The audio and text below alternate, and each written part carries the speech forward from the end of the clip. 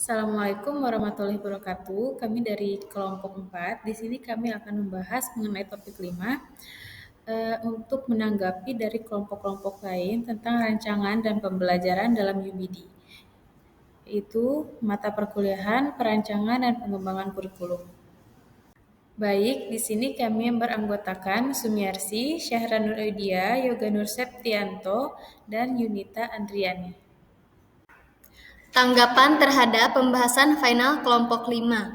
Menurut kelompok kami, kelompok 5 sudah dapat memaparkan materi dengan baik, sehingga kelompok lain memiliki pemahaman baru tentang upaya guru dalam membimbing peserta didik untuk melakukan penilaian diri dan evaluasi diri selama proses pembelajaran.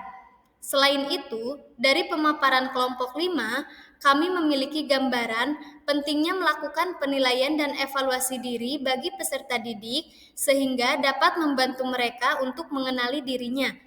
Adapun penjelasan dari kelompok 5 semakin lengkap karena menunjukkan contoh bentuk penilaian diri yang bisa digunakan oleh guru dalam pembelajaran.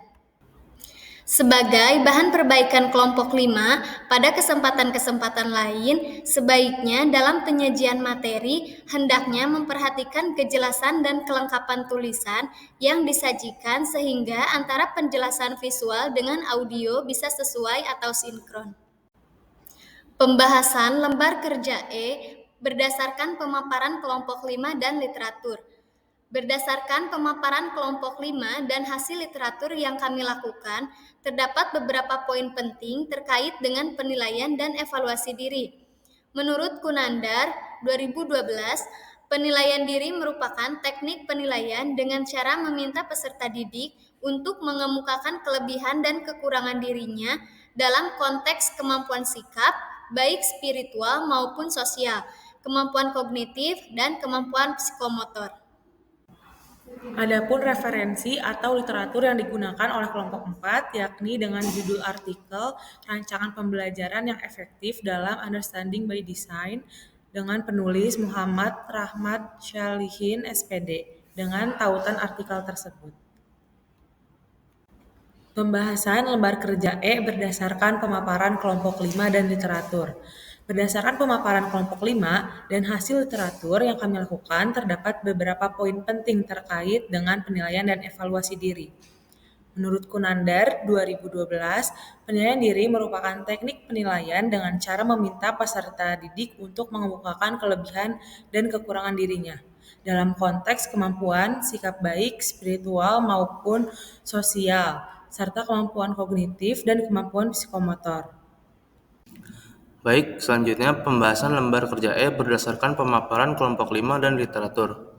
Dalam melakukan penilaian dan evaluasi diri, pendidik dapat memberikan bimbingan kepada peserta didik berupa pemberian instruksi yang jelas ketika asesmen, menentukan kompetensi atau aspek kemampuan yang akan dinilai, menentukan kriteria penilaian yang akan digunakan, menyusun pedoman penilaian dapat berupa pedoman penskoran, daftar checklist atau skala penilaian, meminta peserta didik untuk melakukan penilaian diri. Guru mengkaji sampel hasil penilaian dan guru menyampaikan umpan balik kepada peserta didik berdasarkan hasil penilaian yang telah dilakukan. Selanjutnya pembahasan lembar kerja E berdasarkan pemaparan kelompok 5 dan literatur. Penilaian diri dilakukan bertujuan untuk mengetahui tingkat penguasaan peserta didik terhadap materi yang telah diberikan, mengetahui kecakapan, motivasi, bakat, minat, dan sikap peserta didik terhadap proses pembelajaran, mengetahui tingkat kemajuan dan kesesuaian hasil belajar peserta didik dengan standar kompetensi dasar yang telah ditetapkan, menggambarkan kelebihan dan kelemahan peserta didik dalam mengikuti pembelajaran, mengarahkan peserta didik untuk memilih dan menentukan pendidikan yang sesuai sebagai dasar menentukan kenaikan kelas dan menetapkan peserta didik sesuai dengan potensi yang dimilikinya. Keuntungan penggunaan penilaian dan evaluasi diri di kelas antara lain, yang pertama, menumbuhkan rasa percaya diri peserta didik karena peserta didik diberikan kepercayaan untuk menilai dirinya sendiri. Yang kedua, peserta didik menyadari kekuatan dan kelemahan dirinya karena peserta didik melakukan penilaian, maka peserta didik harus introspeksi diri terhadap kekuatan dan kelemahan yang dimilikinya. Yang ketiga, dapat mendorong, membiasakan dan melatih peserta didik untuk berkata jujur karena selama melakukan penilaian diri, peserta didik sedang mengomunikasikan keadaan dirinya. Baik, yang terakhir ada kesimpulan. Ini penerapan sistem penilaian dan evaluasi diri dapat memberikan kesempatan kepada peserta didik untuk berlatih menyampaikan pendapatnya dengan jujur, tanggung jawab, berani mengkritis diri, disiplin, percaya diri, dapat menggunakan waktu untuk terus melakukan perbaikan dan lebih memotivasi peserta didik untuk mengenali dirinya.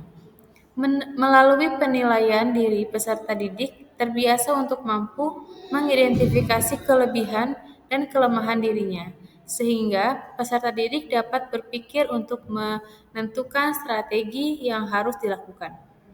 Penilaian diri dapat dilakukan oleh guru dengan menyusun pedoman penilaian terlebih dahulu, sehingga aspek yang akan dinilai dapat terstruktur dan terukur. Baik, sekian tanggapan dari kelompok kami mengenai kelompok 5. Kurang dan lebihnya kami mohon maaf. Wassalamualaikum warahmatullahi wabarakatuh.